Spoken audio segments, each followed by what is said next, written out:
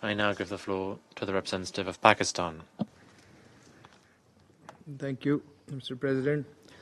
Let me start by thanking SRSG Santos Simao for his valuable briefing.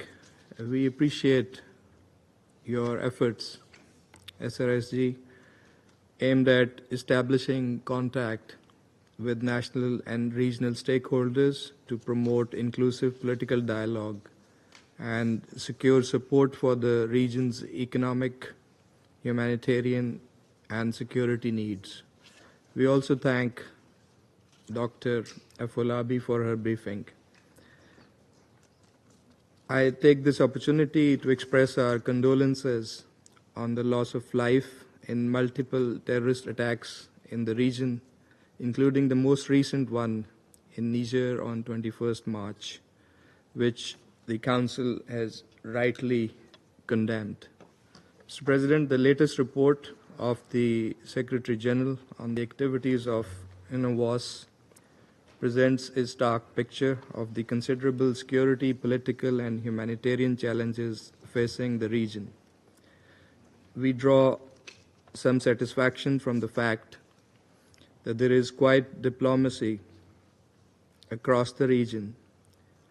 We note that many countries in the region have either launched or are pursuing efforts to undertake internal consultations to promote domestic reconciliation. It is also encouraging to see efforts being undertaken by the countries of the region to promote socio-economic development and social cohesion.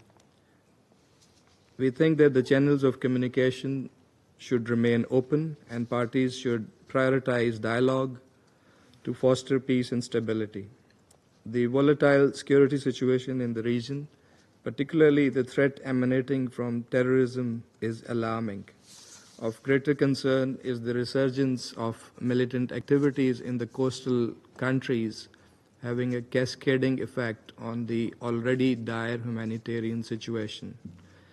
At the same time, we must remain vigilant of other security threats, including armed conflict, civil unrest, transnational organized crime, including illicit trafficking and irregular migration, which may also negatively impact beyond the region. In the face of these critical threats, it is imperative for the countries in the region to work together through joint actions in both kinetic and non-kinetic domains. That such efforts have been impeded by lack of regional cohesion, as reported by the Secretary General, is not an encouraging sign in our view. Mr. President, Pakistan has close fraternal ties with countries in West Africa and the Sahel region. We support all initiatives aimed at promoting stability and development in the region.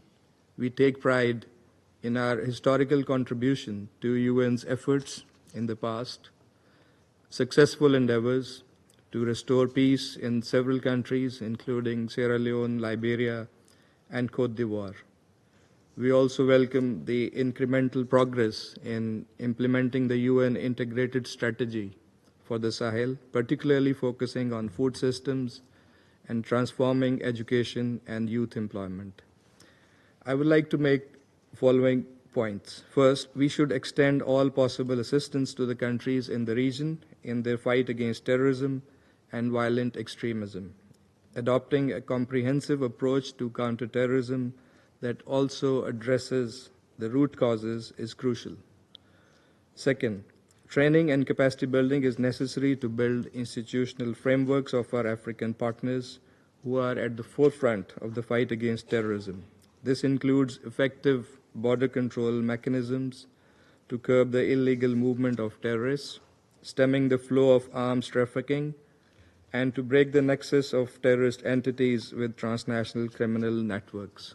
Pakistan supports efforts towards this end and is willing to share its experience and expertise in this domain. Third, the international community must contribute to strengthening governance structures and building the capacity of local institutions according to their needs and priorities, based on the principle of African solutions to African problems. In this regard, encouraging inclusive political processes remains essential for achieving lasting peace in the region. Fourth, reinvigoration of regional approach is vital for establishing collective security architecture to enhance counterterrorism cooperation, strengthen governance, and tackle socio-economic challenges.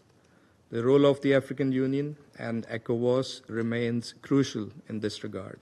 Fifth, the Secretary General's latest report highlights significant other issues facing the region, such as food insecurity, poverty, inflation, and climate impacts.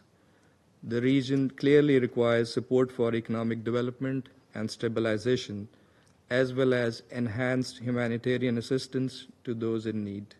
Mr. President, it is obvious from our discussions today that in West Africa and the Sahel, the security challenges are intertwined with the wider political, economic, and socio-economic development issues. Needless to emphasize, this requires a comprehensive approach and a cooperative environment that aligns the national, regional, and international efforts solidly behind the objective of durable peace and stability in this region. Pakistan remains committed to working with all colleagues to advancing such an approach. Thank you.